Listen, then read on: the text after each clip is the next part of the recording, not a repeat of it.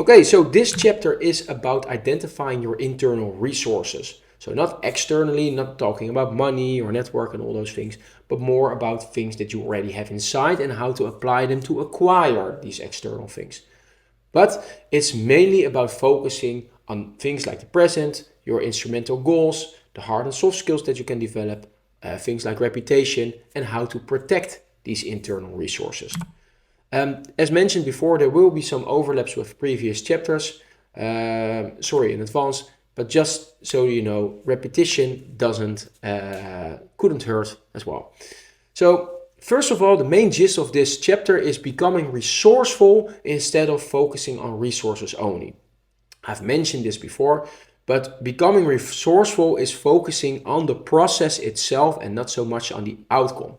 Of course, you should also focus on the process or on the output as well. That's like a distant target, the moon towards where Bruce Lee is pointing, but developing the finger and developing the capability to move towards that moon, the process, that's becoming resourceful. So not having time is like the number one example of this excuse you often hear: I don't have time, I need time. No, you don't need time. You need to know how to become more aware, or more, you need to learn how to get more out of your time, so to say. It's not time that you need. Even if we quadruple your time, you would still waste it if you need time.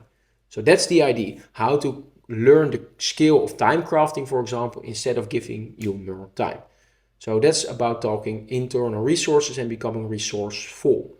So this is a process you can influence. The output is only being dependent on how well you manage the process, as well as all the other factors which we call life. So life is not always acting alongside your desires, so to say. Yeah, so discussed connect with your feeling, the quantum model in previous video. So about focusing on the present, it is focusing on the feelings I mentioned. Sorry, lost myself for a sec. So not fixated on the material outcomes, but more on the verbs, on the state of being, so to say. So be your most loving self instead of I want to have a relationship. So relationship is a noun, be your most loving self is a state of being. And then the relationship will follow. You just have to trust in that the universe will provide when you become resourceful. On its own time, of course. So be patient. Don't try to rush things. For example, if you try to rush hooking up with somebody in a bar, it's a counter effect. You are too eager, you're over pushing it. Yeah, I think we've all been there. So instrumental goals, I got them. We already discussed them in the Hacker Noon article from Search. But in short, it's applied intelligence. So focus, energy, the ability to boost yourself up for a go, so to say. The external resources, like how to acquire money, how to acquire persuasiveness, well, persuasiveness, sorry. The classical intelligence, how to boost your brain, the IQ, the mental visualization power, of course. Dynamic intelligence, how to adapt or survive, how to learn, keep on learning, and the social skills, like how to be able to communicate with others. More about that later. In the end, it's all about managing these internal resources: energy, time, focus, awareness, communication skills. Yeah.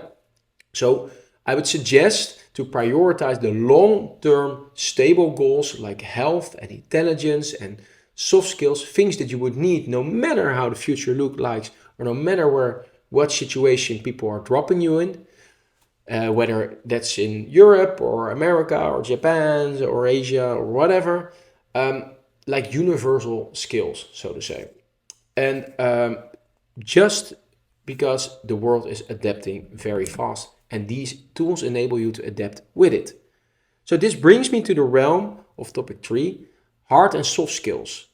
In school, we are taught hard skills and we are taught a generalization approach. So you have to know math, you have to know geography, history, certain languages. This is, in my opinion, perhaps not the best, or this is perhaps not the best approach to get the most out of people. It is very convenient because you introduce these topics in their lives, But if you really suck at math, why do you have to be great at math? Why do you have to pass a certain minimum threshold for your math grade? You can be an excellent geographical orientated person without knowing anything about math, for that matter. So in the hard skill department, I'm not entirely sure if this should apply to our educational system. I do not feel knowledgeable enough to say anything about that. My gut feeling tells me it should be more focused on the person's talents, but current system is based on industrial revolution, just put in a lot of standardized repetition. So there's a lot of room for improvement. And one of the things my gut feeling tells me they should improve is focus more on the skills that somebody innately has. So the talents, so to say, for the hard skills. So instead of learning 10 different topics, so you can focus fully on history, for example, while ignoring biology or mathematics. Do the Pareto principle there. So apply Pareto principle on your hard skills. Do 80-20. So focus 80% of your time, awareness, focus, etc., money for that matter. Focus 80% of your resources to the skill that will deliver 80% of your value, so to say. And then 20% become a generalist. So learn a little bit about history, learn a little bit about biology, and all these things that can help your talent, your other skill to rise. So you might become a better historian if you know a little bit about biology, about mathematics, etc. But you can't be a king or queen in all these realms. So pick a lane. Then on the soft skills department, we flip this model. So this is weird. So in soft skills in schools, we're often learn to pick one. So either excel in presentation or either become a writer, or a communicator, so for that matter. But in soft skills, you have to learn to play the entire spectrum. In other words, it's very hard to become the world's best historian if you're a really shitty person to work with. Or if you have no communication skills and you can't translate your story well enough so people and audience would not get the same enthusiasm as you have for your course. You see where I'm going at? So in general, develop your soft skills all around so that they can support your certain hard skill. And then perhaps let me draw it. So soft skills, soft skills, soft skills, and then hard skills. These flow, these are the supporting foundation of hard skill number 1, hard skill 2, and then. So this, I would say, is 80% of your time. This is 20% of your time. So being a best historian, well, history is important and perhaps a relating course. And then this would be math, this would be biology, this would be French language, I don't know, whatever courses they're offering. And then this is all the social skills. So all the soft skills, empathy, compassion, presenting, reading body languages, all those things, so to say, things that make us human. Yeah. So specialize in hard skills and address weaknesses in soft skills. So focus on your strengths here and focus on your weaknesses here. I think that's the key message here. So this is all about strengths. Oh, sorry. And this is about weaknesses. Flip the model. This is important, ladies and gents. Don't forget this. This helps a lot in your Pareto in selecting your goals. Because you don't need to become a world best trader and a developer and a financial macro specialist if you are active, for example, in the game of cryptocurrencies. Just stating one of the realms I used to be active in. So, about that, you bring all this into and you mold a reputation, the fourth point of this part. So, this is an internal battle for me. Just keep in mind that your reputation can be built in 20 years, but you can ruin it in 5 minutes. As Warren Buffett says, if you think about it in such a way, you will do things differently. So it takes a very long time to build something up and it can be gone, poof, in a moment. We all know every famous models. So my conclusion is just try to be authentic. So be honest and open, make a fool out of yourself, or not make a fool out of yourself, make yourself vulnerable. because in this vulnerability, people can connect like, hey, oh, he or she, or in my case, he also has this. And that's how you connect, because people like people who are like themselves.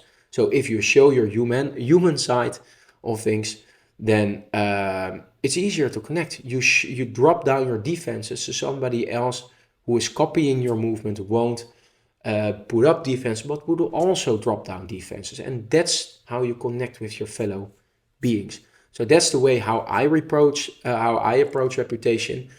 It's an internal battle, because I'm also fully aware of the fake magic layer that one should or should not perhaps build, for example, on social media. So show happy pictures only. As I have not made any decision yet, currently I try to tend with the authentic approach, but not sure if this was the right approach.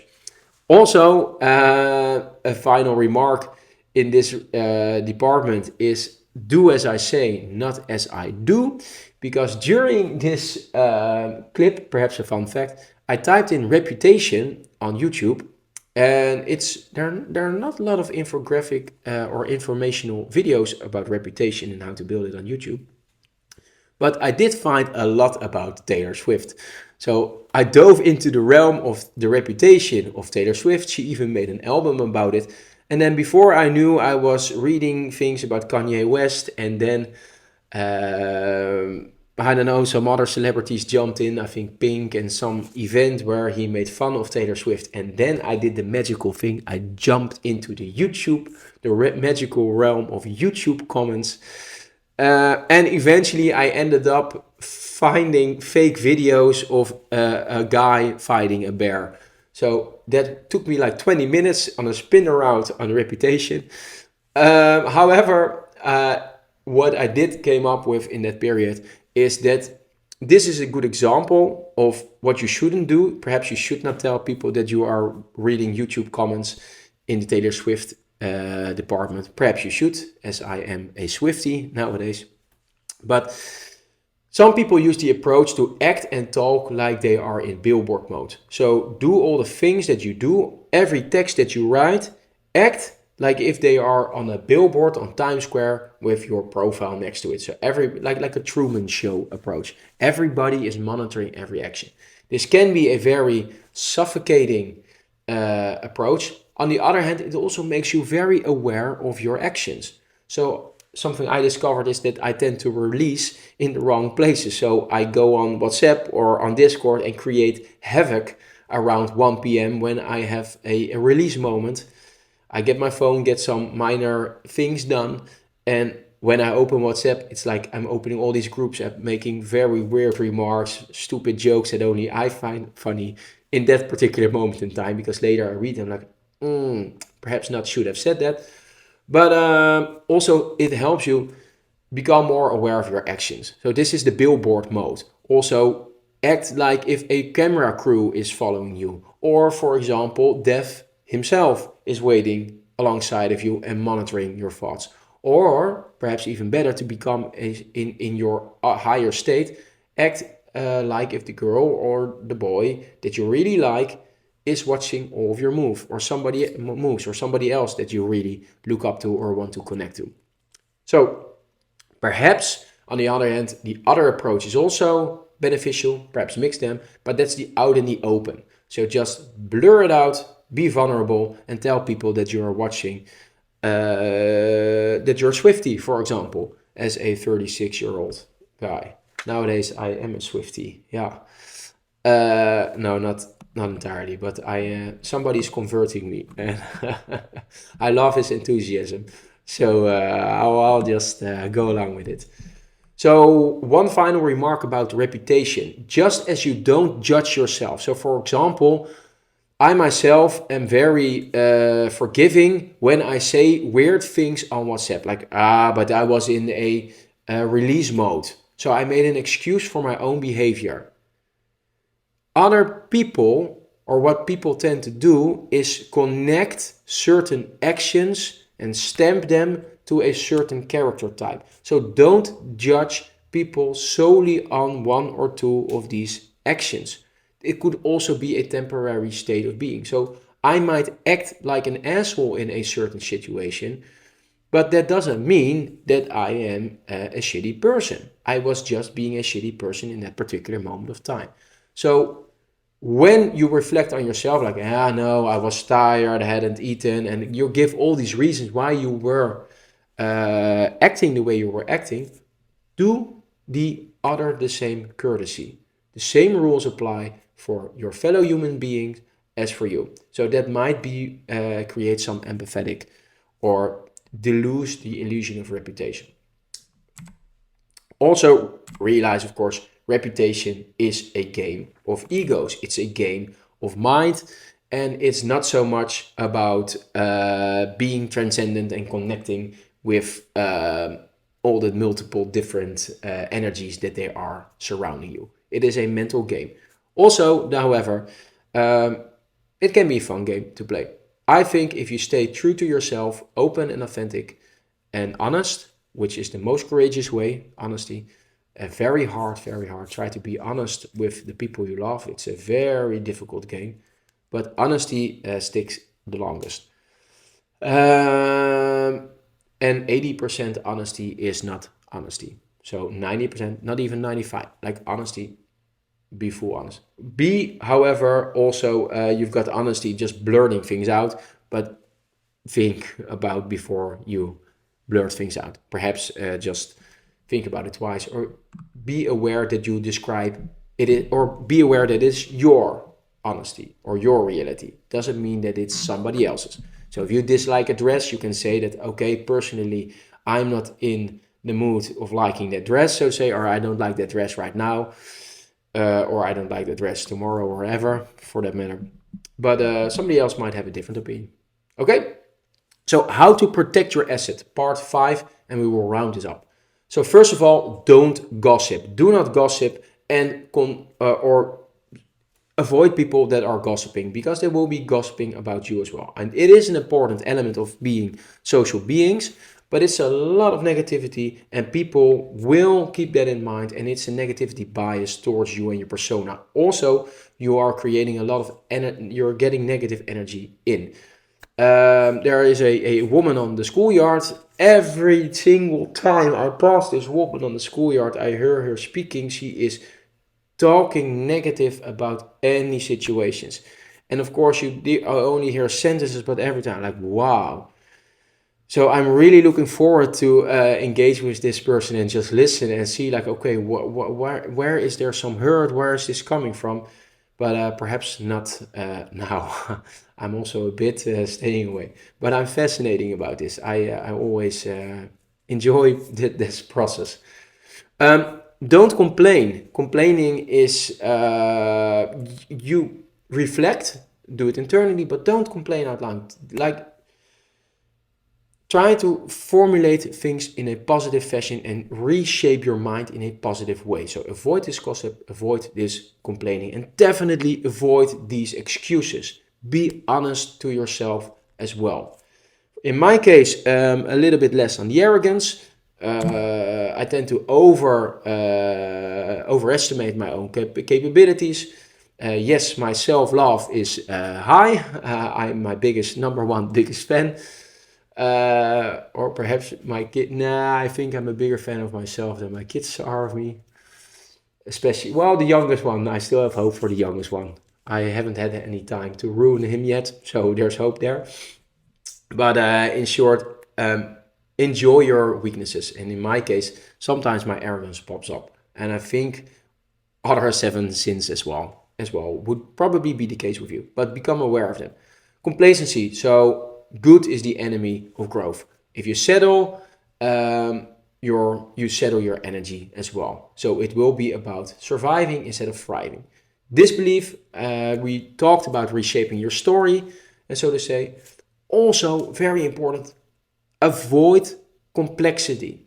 Make things simple. I always had the urgency and the training to make things over complex. It is partially the way I was schooled or how I was trained as a certified auditor, but things in its very core are quite easy, as you will notice. even making these gazillion videos, there should have been, or there will be, a more simple version. For me, this is unraveling the layers of complexity, but eventually you will get more and more to the core when you start introducing simplicity. So it is all about focus and simplicity. This is also one of the favorite quotes of Steve Jobs. Then 2 final points. First of all, don't die. Don't lose your longevity. So focus on the things that will increase the quantity and quality of your life. I always have this debate with my parents who think I might be over-exaggerating at moments. For example, I don't drink beer as much at these parties. Sometimes I drink a beer, but not often. I tend to avoid sugar. And then their remark is like, yeah, but you should also live a little, like the quality. And yes, of course, I do this on my own balance. But currently, for me, I notice that, yes, I have a short moment of enjoyment when I eat sugar or when I drink alcohol. But the negative side effects are destroying the beauty in all these other moments that I have. So I try to balance this out more than I used to. So for example, for me, that would be avoiding too much alcohol or too much sugar. And don't get me wrong, I love to color between the lines, but sometimes it's like I'm scratching all over the place. Just like let it go out. I go in full ape mode. So that would be alcohol abusement, for example, or eating at least 3 bins of Ben and Jerry, like the big ones. Trust me, I can keep gobbling it. I go wild. So this is my way to release. This is my way of enjoying it. But when you have less of these dopamine triggers during the week, those moments will especially be more appreciativeness. And what eventually happens is you're going to need less and less of the good to get the same enjoyment, because you are more aware about enjoying the cookie, that you only need 1 or 2 cookies to experience the full pleasure instead of eating 2 packages of cookies. This requires attention, focus, so to say, as well as discipline, habits, repeating the process. So avoid depletion, find your personal balance, and that, ladies and gents, was this entire session in one go. So embrace the process, embrace the feelings if you want to awaken these internal resources, aim for universal tools for achieving your goals, then distinguish between hard skills and soft skills. Hard skills, focus on your strengths. Soft skills, focus on your weaknesses. Then reputation, be authentic, be honest, be open, be vulnerable. Show your true colors and people will appreciate it. Just imagine who are the most powerful people in your own life. Are they fake or are they authentic? So dare to be authentic and you will build your reputation automatically.